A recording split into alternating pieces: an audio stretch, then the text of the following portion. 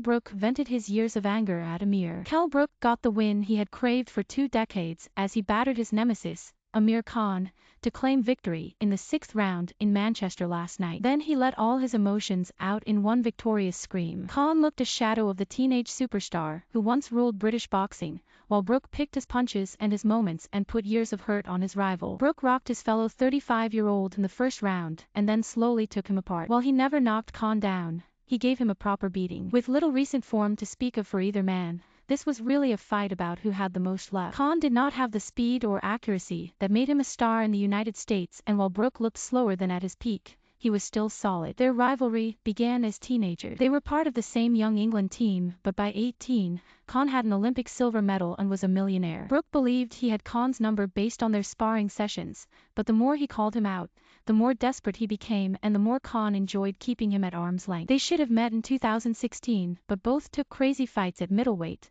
Khan against Saul, Canelo, Alvarez, Brook against Gennady Golovkin. They both ended in damaging defeats, and neither were the same again. The fight had been made at a catchweight of 10.7 pounds, 2 pounds above the welterweight limit that Brook had struggled to make for years. He tipped the scales half a pound inside it at Friday's weigh-in, although it is likely he would have been a couple of weight divisions higher by the time he stepped into the ring. That entry was delayed after a last-minute dispute about gloves, a row that Brook seemingly lost as he emerged in a pair of Khan's choosing. Both, despite so many big fights each, looked unusually anxious. Brook landed the first worthwhile jab of the fight, but Khan got through with a cluster of blows that had Brook covering up. Then Brook got through with a straight left and Khan wobbled. His legs looked gone beneath him as Brook tried to follow up. Khan's instinct was to fight back and he traded shots, but when Brook landed again, Khan was the one on unsteady legs and the pair clinched as the bell went. Khan came out aggressively for the second, landing left jabs and rights over the top. Brook bided his time, and when he got through with a left hook,